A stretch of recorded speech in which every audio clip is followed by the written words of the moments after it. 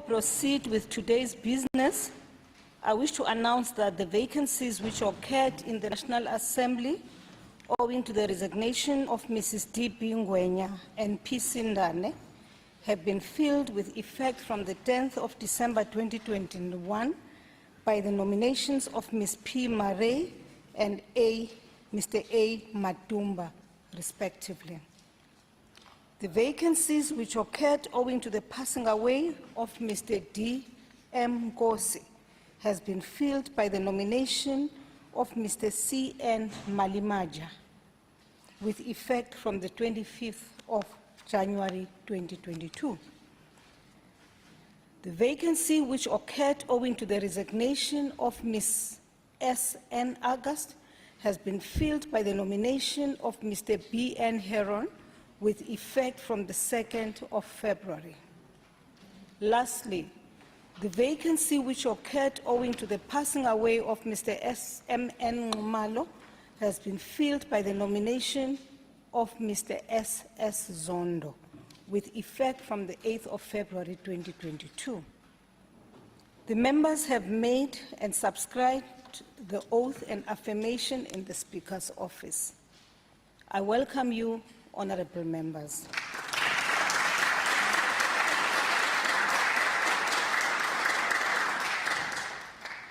Honorable members, I wish to remind you that in the interest of safety for all present in the chamber, please keep your mask on and sit in your designated area. Thank you. The Secretary will read the first to second orders of the day together. Introduction of the Appropriation Bill and tabling of the Division of Revenue Bill. Introduction of the second Adjustments Appropriation Bill. The Honorable, the Minister of Finance.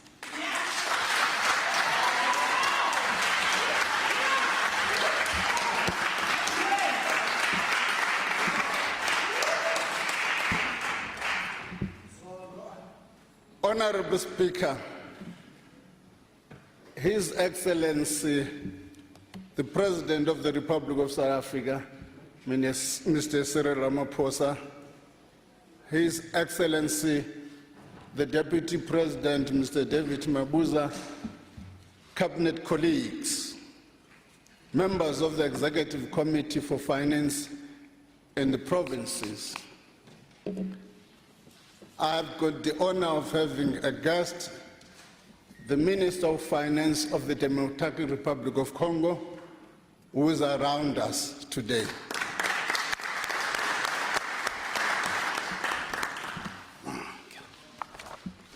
The Governor of the South African Reserve Bank, the Commissioner of the South African Revenue Services, fellow South Africans. It's my honor and privilege to table before this House the 2022 national budget. The 2022 Division of Revenue Bill, the 2022 Appropriation Bill, the second Adjustment Appropriation 2021-2022 Financial Year Bill, the estimate of national expenditure, the 2022 budget review, and this budget speech. Madam Speaker, we stand here galvanized by the State of the Nation address delivered by His Excellency, President Cyril Ramaphosa.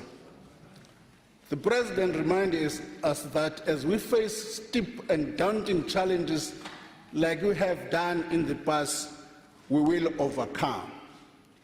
To do so, we need to strike a critical balance between saving lives and livelihoods while supporting inclusive growth.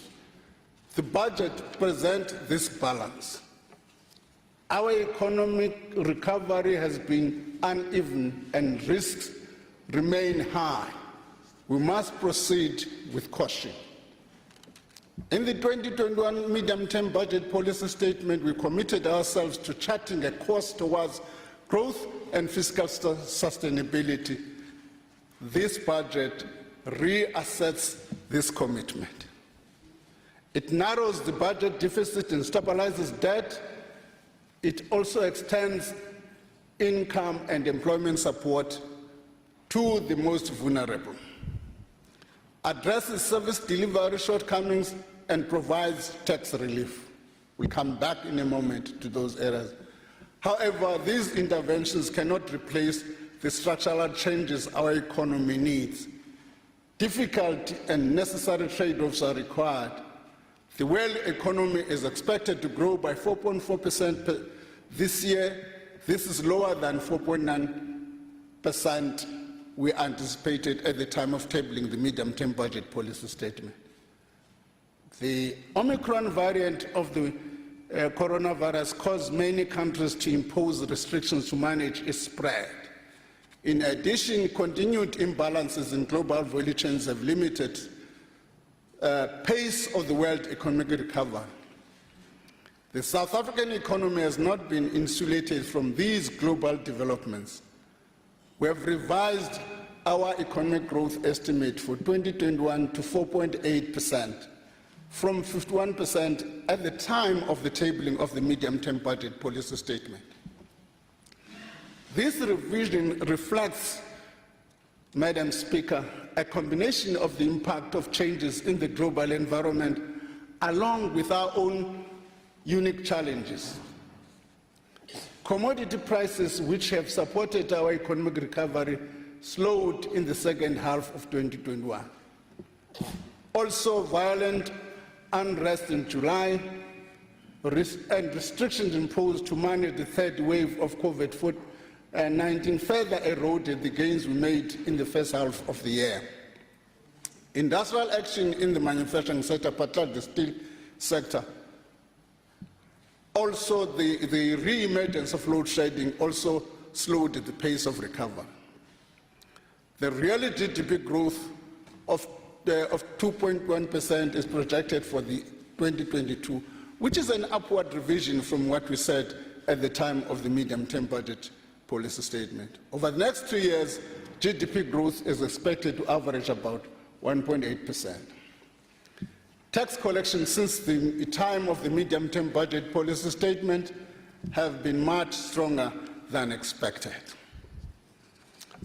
We now estimate revenue for 2021-22 to be 1.55 trillion. This is 62 billion higher than our estimate from the 4 months ago, and 182 billion higher than the estimate from the last year's budget.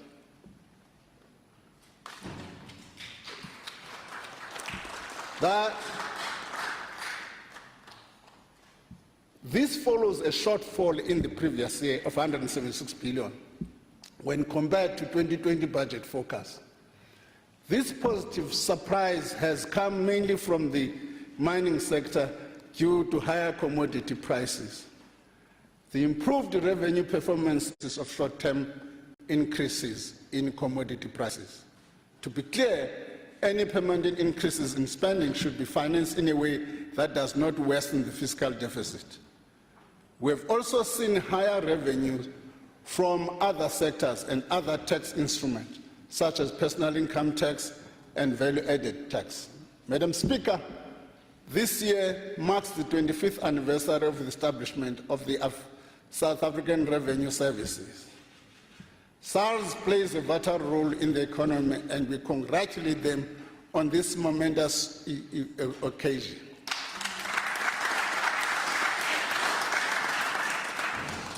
We also welcome the current modernization of its infrastructure at border posts such as Bay Bridge to facilitate greater trade. Honourable members, more than 308 billion rand has been directed towards bailing out failing state institution companies. Since 2013, frontline services and infrastructure reduced by 256 billion rand.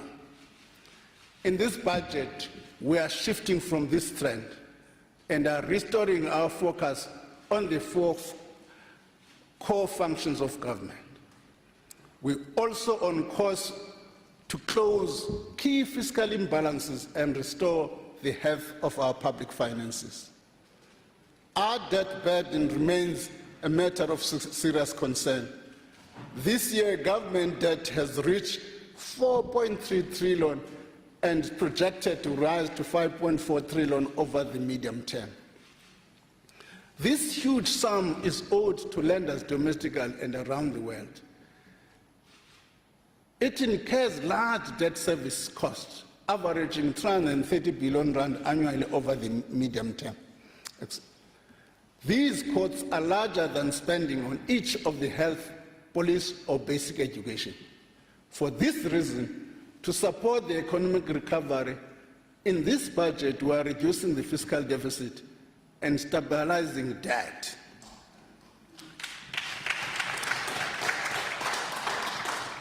The consolidated budget deficit is projected to narrow from 5.7% of GDP in the fiscal year 2021 to 2022 to 4.2% of GDP by 24-25.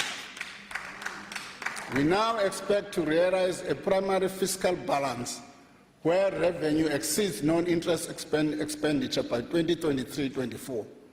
The debt ratio will stabilize at about 75% of GDP by 24-25, and this is 3% points lower than we had projected when we tabled the medium-term budget policy statement. Can you see all of these things are positive?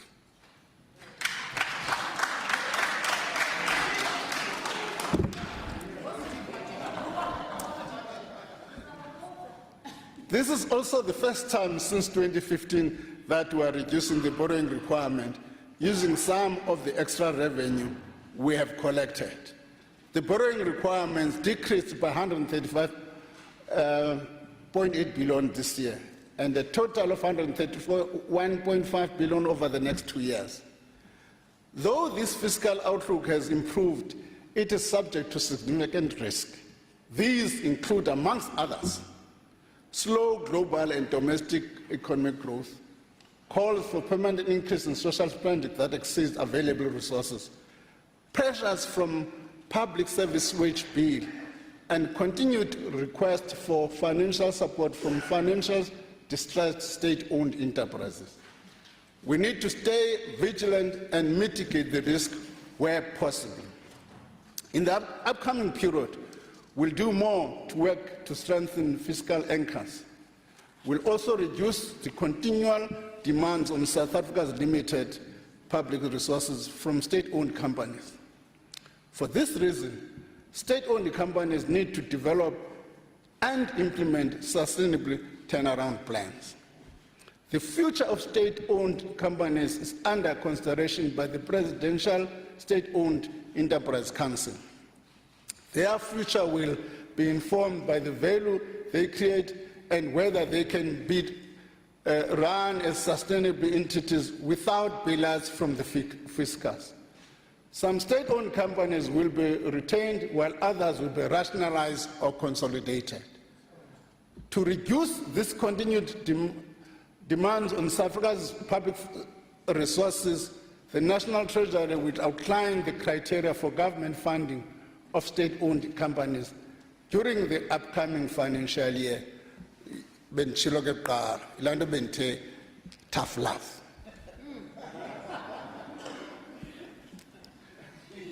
We are aware that Eskom's debt situation remains a concern for its creditors and our investors alike. It's a major concern. The government continues to support Eskom to remain financially sustainable during this transition. To date, Eskom has been provided with 136 billion to pay off its debt, with a further 88 billion rand until 2025-26. We acknowledge, however, that Eskom is faced with a large amount of debt that remains a challenge to service without assistance. What that means, if I may just explain, people have said, you know, if dissect Eskom's debt, there's a component of it which they call distressed debt. Whatever Eskom can do, it can be able to fund it. One or the other, we've got to create some magic within the fiscus to deal with that. I just wanted to explain that portion to be more explicit. The National Treasury is working on a sustainable solution to deal with Eskom's debt in a manner that is equitable and fair to all stakeholders. Any solution will be contingent on continued progress to reform South Africa's electricity sector and Eskom's own progress on its turnaround plan and its restructuring. We expect Eskom to take further steps towards cost containment, conclude the sale of assets, and implement operational improvement to enhance the reliability of electricity supply.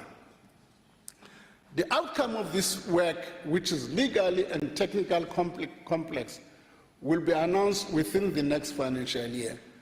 Madam Speaker, we have taken action to reform the electricity sector. This encompasses the lifting of restoration threshold for embedded generation to 100 megawatts. It also includes amendments to the Electricity Regulation Act of 2006 and the new generation projects that are coming online over the next few years. These interventions demonstrate the commitment of this government to solve South Africa's electricity supply challenges. Madam Speaker, we have had more than a decade of economic stagnation. All true sustained economic growth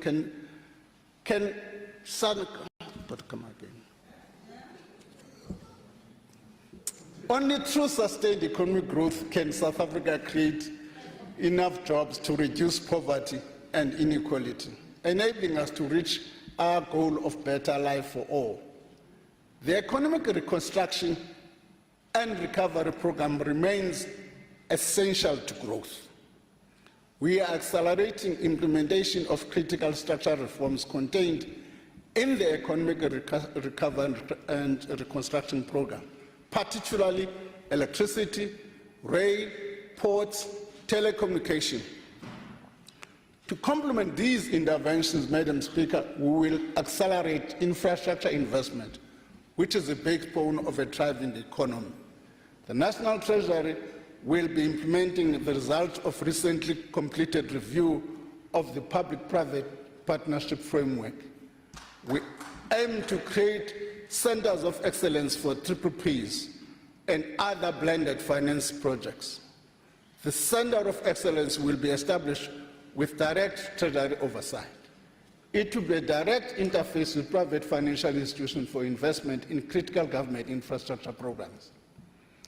We will also work with other national departments in the provinces of the Eastern Cape and Northern Cape to pilot a revised approach to infrastructure delivery. If I may pause here, you will recall this is a message which came in the State of the Nation address. And we're following through on that message and giving content to it. This approach will include innovative financing and delivery mechanisms as announced by the President in the State of the Nation address. Regarding the Mzimvubu Dam, we are at an advanced stage of resolving the project's issues. We will make further announcements on this in the medium-term budget policy statement. In October, I'll table amendments through the 2022 Division of Revenue Amendment Bill to enable provinces to pledge their infrastructure grants to leverage more financing to fast-track the rollout of infrastructure. Mr. President, in the State of the Nation address, you spoke about the importance of catalytic and blended finance projects. These projects have the potential to crowd in private investors for bulk infrastructure. As we upgrade roads, bridges, water, sewer transport, schools infrastructure, hospitals and clinics, the aim is to unlock higher levels of employment for those involved in projects. I'm pleased to inform this House that a provincial allocation is set aside in this budget for 17.5 billion over the medium term for infrastructure catalytic projects. We look forward to engaging with specific proposals in this regard. Value for money and quality of delivery is a top priority in the development of the project pipeline. To support businesses in distress owing to COVID-19 pandemic, a new business bounce back scheme will be launched using the mechanism which will be introduced sequentially. Firstly, small business loans guarantees of 15 billion rand will be facilitated through the participating banks, development finance and development finance institutions. This will allow access to qualifying non-bank small and medium loan providers. Government will partner with loan providers by underwriting the first 20% of loss for banks and other eligible small and medium loan providers. The eligibility criteria, including the requirement for collateral, has been loosened. This mechanism will be launched and operational next month. Secondly, by April this year, we will intend to introduce a business equity-linked loan guarantee support scheme. We intend to bring the total support package through the bounce back scheme to 20 billion rand. The equity support mechanism of this scheme will be facilitated through the DFIs. It will also be available to qualifying non-bank small and medium finance providers. Details of the terms of the equity-linked guarantee mechanism will be provided soon. Over the medium term, 76 billion rand is allocated for job creation programs. In this budget, additional 18.4 billion is made available for the Presidential Employment Initiative. Madam Speaker, we do not aspire to be below 2% growth economy. We are capable of much more.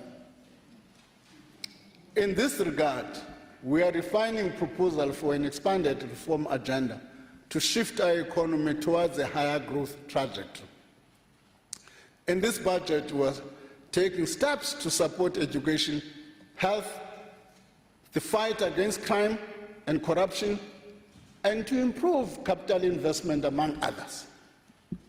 Over the next 3 years, we allocate 3.3 trillion to the social wage to support vulnerable and low-income households. This is approximately 60% of the non-interest spending. We have prioritized spending on the following key areas. In 2017, government announced a policy for free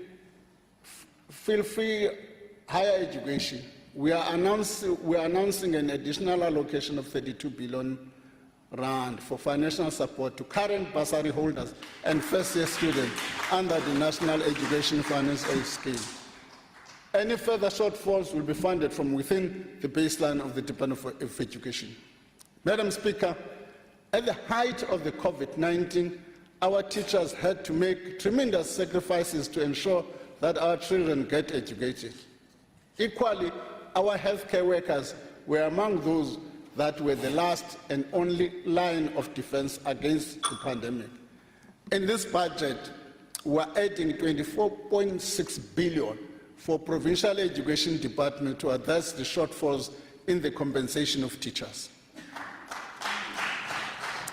An additional 15.6 billion is allocated to provincial health departments to support their continued response to COVID-19 and to bridge shortfalls in essential goods and services. 3.3 billion is allocated to absorb medical interns and community service doctors. 87.7 billion is added to the police budget.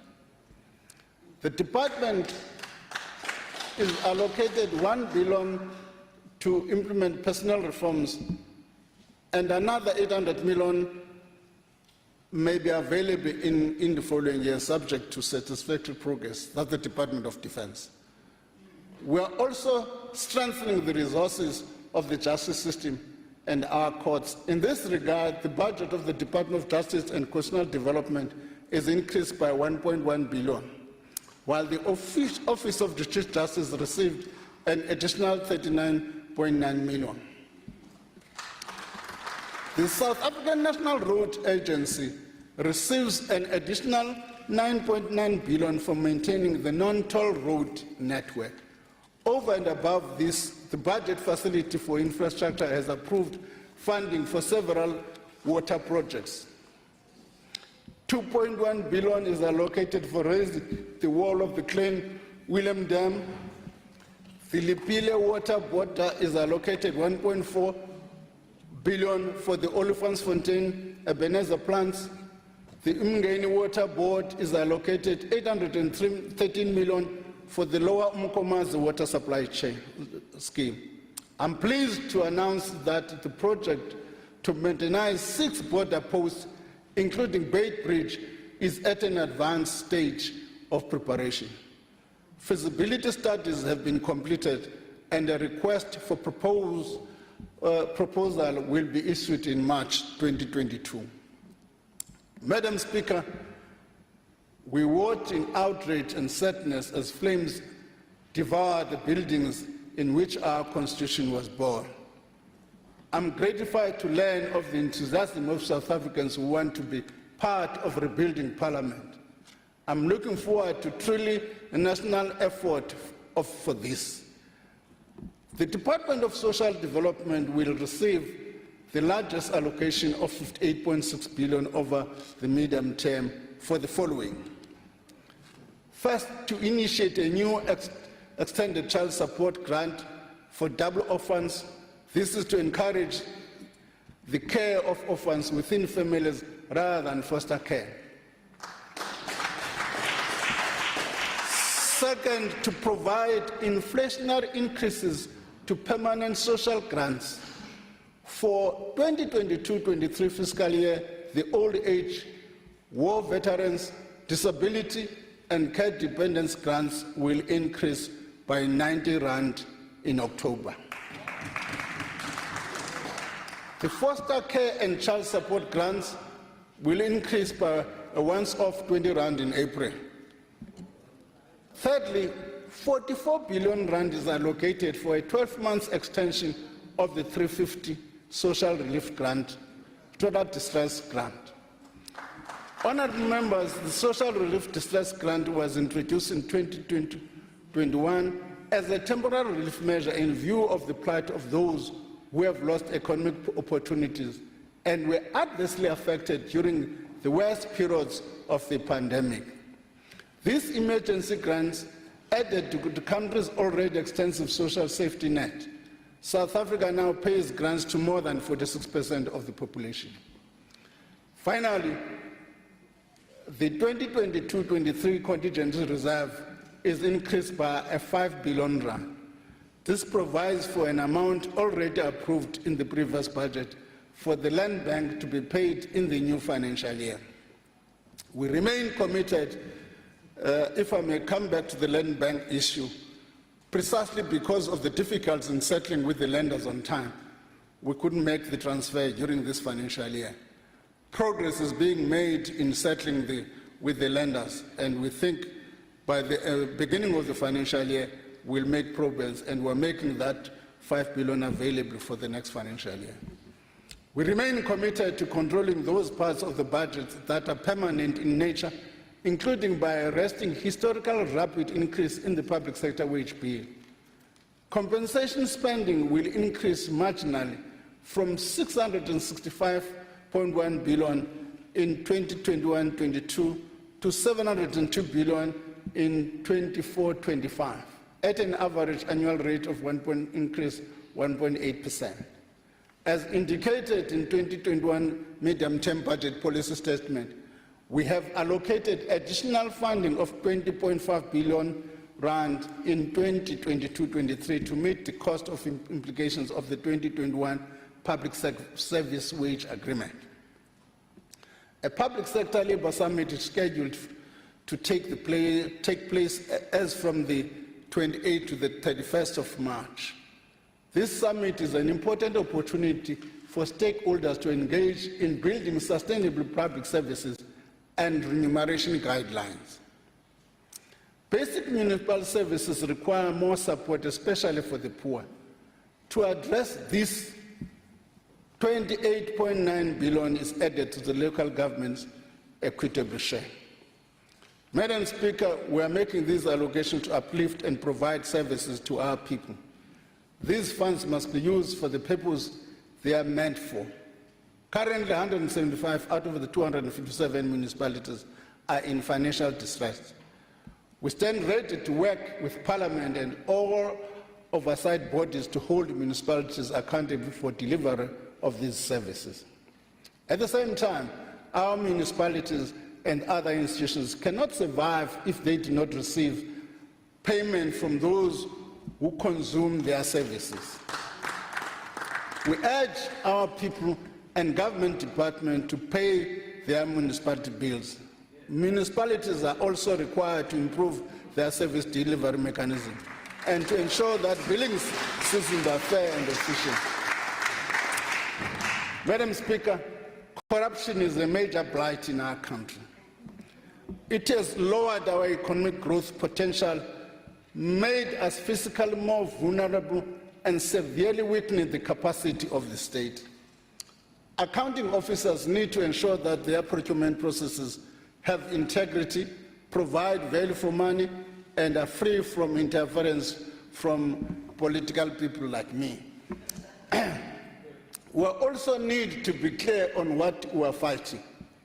We must differentiate between corruption and minor transgressions and the rules of policy or rules of policy prescribed that are audited or as irregular expenditure. The National Treasury is engaging with Auditor General to continue to ensure transparent disclosures of minor transgressions, but outside the financial audit process. As I indicated last year, the Public Procurement Bill will be tabled before this Parliament. In the light of the current Constitutional Court judgment on the preferential procurement regulations and the first Zondo Commission report highlighted abuses in state procurement, we are revising the bill to take account of these developments. We are also responding formally to the Zondo Commission report. In the meantime, we must take bold steps to improve state capacity and reduce the scope of procurement corruption. Working with SARS, the Investigative Directorate in the Office of National Director of Public Prosecution has brought charges against company director and a Gupta associate involved in the corrupt Estina dairy project. This is on charges of fraudulent VAT refund claims, under declaration of plant and equipment expenses, exchange control violations.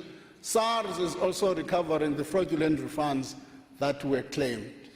We're also dealing with illicit trade.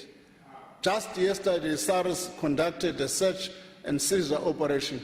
This operation uncovered another consignment of illegal tobacco products, bringing in the total of value of illicit tobacco seized during the pandemic to over 350 million.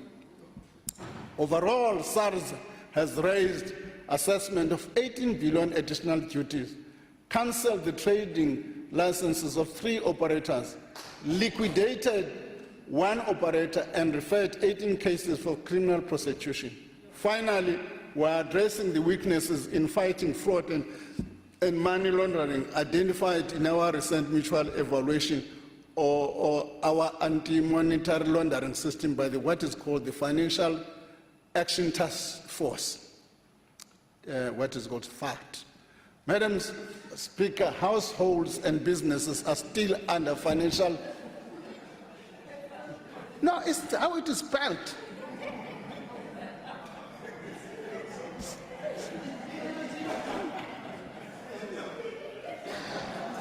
Households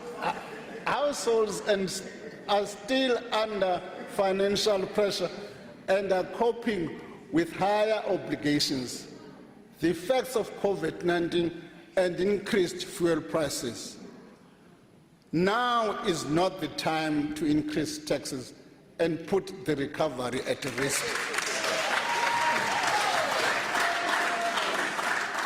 Accordingly, we have decided to keep money in the pockets of South Africans. This budget includes a 5.2 billion in tax relief to help support the economic recovery, provide some receipt for fuel tax increases, and boost incentive for youth employment. Madam Speaker, our tax proposal for 2022-23 are as follows. The personal income tax bracket and rebates will be adjusted by 4.5% in line with inflation. The adjustment will mean that the annual tax-free threshold for a person under the age of 65 will increase from 87,300 to 91,250. What in practice, Dr. Mandash, it means tiqala ukukutaxa xa ufikele ku-9 xa annual salary yakho ingaphansi ko-91,000 ndikutax. Tsho loo nto ke mntwana. Yena ndizamteka. Medical tax credits will increase from 332 to 347 rand per month for first two members, and from 224 to 234 per month for additional members. The employment tax incentives will be expanded through a 50% increase in the maximum monthly value to 1,500. I encourage small and medium firms to take up this incentive. We anticipate that the expansion will provide additional support worth of 2.2 billion rand. In 2021, the inland petrol price breached 20 rand per litre. The high price has put pressure on the cost of transport, food and other goods and services. To provide some relief to households, no increases will be made to this general fuel levy and petrol diesel for the 2023. This will provide a tax relief of 3.5%. A good limit in speech. Never be generous.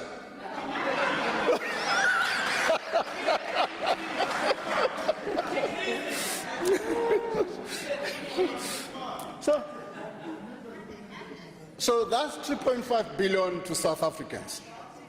There will also be no increase in the, but before stepping the fuel increase, a sentence I've not inserted here. I've had discussion with the Minister of Mineral and Energy.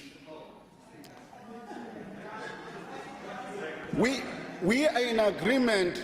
We've set up teams. The intention is to review the fuel price, its structure moving forward, because the intention is to make sure that we can have a petrol price which is competitive for this economy. So our teams will make this and will make the announcement in due course.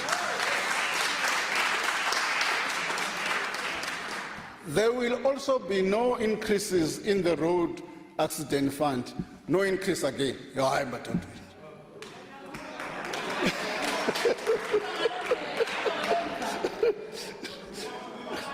There is no increase on the accident levy. I've made the point between myself and Minister Mandasha to agree on the review of all aspects of the fuel price is needed. Our team have already begun to engage on this critical work. Restructuring the corporate income tax system is an important part of our efforts to create a conducive environment to business to grow, increase investment, and employ more people. As announced in the 2021 budget, the corporate income tax rate will be reduced from 28% to 27% for companies with the years of assessment ending on or after the 31st of March 2023. This will be complemented by a base broadening measure to ensure that there's no negative impact on revenue. Excise duties on alcohol and tobacco will unfortunately increase by between 4.5 and 6%. The increase means that as from today, at 340 millimeter can of beer or cider will cost 11 cents more. A 750 bottle of wine will be 7 cents more expensive. A bottle of sparkling wine will cost an additional 76 cents. A bottle of spirit, ababetu ke shaya no ke whiskey, asibahlanga, the 4.83, 483 cents. A packet of cigarettes will cost an additional R1.03.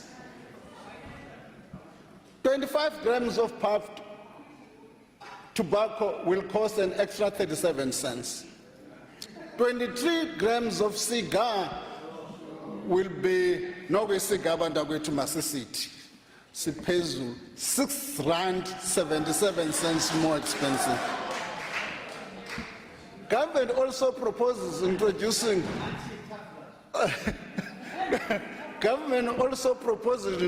a new tax on vaping products of at least 290 per milliliter from 1st of January 2023. The rationale for that is not part of the tax system now. We've got to go through the processes required by law of consultations and all of the. I would have preferred to introduce it today. A new tax will also be introduced on beer powders. After 3 years of no changes, the health promotion levy will be increased by R2.31 per gram of sugar. Madam Speaker, the structure of the economy will need to change to adapt to the needs of addressing climate change. As we reduce emissions, communities must not be left behind as production shifts to greener solutions. There are opportunities to access international finance to help pay for this just transition. The National Treasury is working with the new head of Presidential Climate Finance Task Scheme on accessing these resources. Khona abantu abathi manibe transparent so early. I don't know nzaba transparent ngoba ikafika imali bathi manibe transparent before ndiyifumana. I don't know how does that work. The carbon tax is the main mechanism to ensure that we lower our greenhouse emissions. The carbon tax rate will increase from 134 to 144 rand, effective from the 1st of January 2022. As required by legislation, the carbon fuel levy will increase by 1 cent to 9 cents per litre for petrol and 10 cents per litre for diesel from 6th of April 2022. The first phase of the carbon tax with substantial allowances and electricity price neutrality will be extended to 31st December 2025. However, in line with our commitments at COP26, the carbon tax rate will be progressively increased every year to reach $20 per ton. In the second phase, from 2026 onwards, the carbon tax rate will have larger annual increase to reach at least $30 by 2030, and the allowance will rapidly fall away. As the allowances fall away, we urge all our companies that have not already done so to develop plans to progressively reduce their emissions over the next 10 years. Otherwise, they will face not only my tax, but have difficulty in exports. Our exporters will face overseas border taxes for carbon-intensive goods such as iron ore and steel, which will reduce their competitiveness. Madam Speaker, You will note that we have not increased taxes in the major revenue-generating categories, such as personal income tax, VAT, and general fuel levy. We have reduced the corporate tax rate and broadened the tax base. However, let me restate my earlier caution that if there are permanent expenditure increases in the coming years, we have no choice but to revisit. We'll have to look at increasing some of the taxes we're calling. Madam Speaker, in these trying times, and without compromising our ability to collect revenue, we've managed, through these tax proposals, to keep money in the pockets of South Africans and to create conditions for greater investment in the economy. Just before declaring the retirement, Bamba, somebody will say, oh, you said you've got 182 billion rand last year. You were transparent, uyenzeni? Niqimba nithendinga ni-tax, tisebenzisa yona la mali. That's why we're not increasing taxes. We can't say when you get such big amounts of money and so on, and we're transferring that and putting money into your pockets. That's what we have done. Transparent. Then also Fundani budget review helps you on Tax 1, Chapter 4, on debt, Chapter 7. So let me go.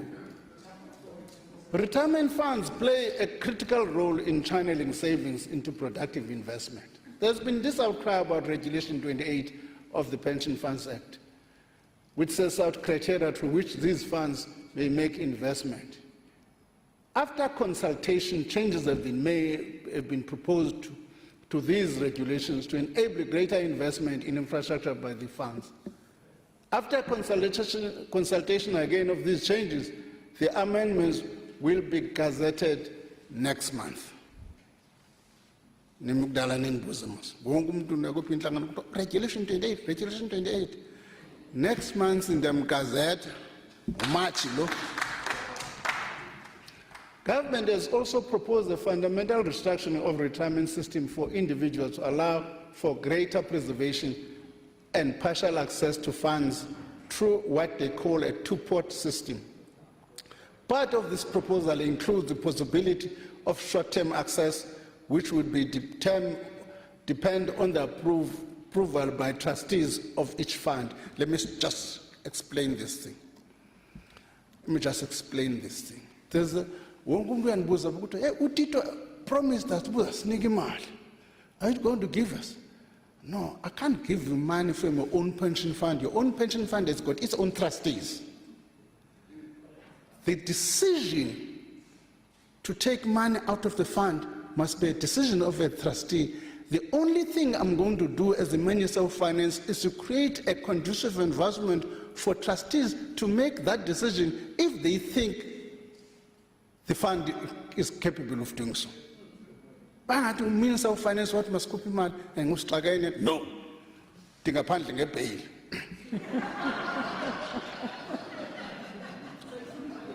No. Your trustees must make the decision.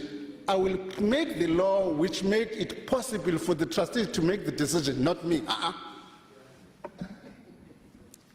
Consultations are proceeding following the release of the discussion paper last year, and the draft legislation on these amendments will be published for comment in the middle of the year. In conclusion, I would like to reiterate our commitment to reconstruction and recovery of our economy, saving lives and restoring livelihoods, as well as securing a long-term prosperity of our nation. It is often said that I believe that this applies to circumstances under which we deliver this budget. You won't realize the distance we have walked until you look around and realize how far you have been. We have been on this journey for a long time, and we are still having long distances to walk before reaching our goal. Madam Speaker, I take this opportunity to thank the President and Deputy President for their leadership and guidance. Sabule.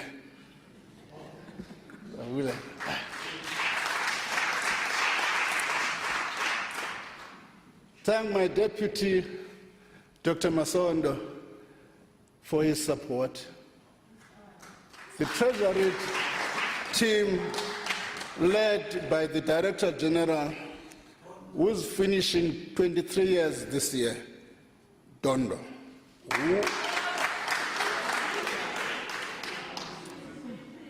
Their task with his team, and I express my thanks to them. My sincere gratitude also goes to the Commissioner of the South African Revenue Services, Edward Kwesman, and the hard work of SARS. Many thanks to the Governor of the South African Reserve Bank, Mr. Shisa Kanyako, and staff of the bank. Let me also thank my colleagues in the Ministers' Committee on Budget and the Budget Council and the MSs for Finance for various provinces who have shared the load and tough decisions that have made in this current environment. Similarly, my parliamentary committee members of Finance and Appropriation, I express my sincere appreciation. Even when I mess up, they always call me and bring me to line. Finally, we will tribute to millions of South Africans who have resilience and encourage during these times of pandemic and economic hardship, and is an inspiration for all of us. No, andikwazi ngabuleli family yami nonkosikazi wami lundincebisa kahle nga.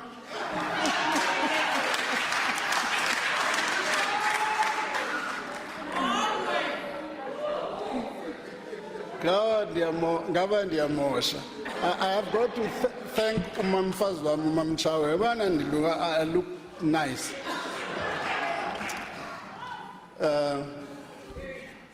With those few words, Madam Speaker, thank you very much.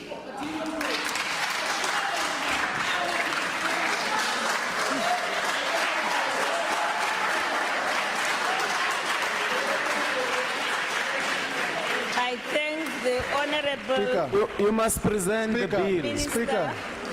Speaker, Yes, Honorable Member. so the standard practice is that, I don't know whether we must stand up or speak sitting down. The standard practice is that when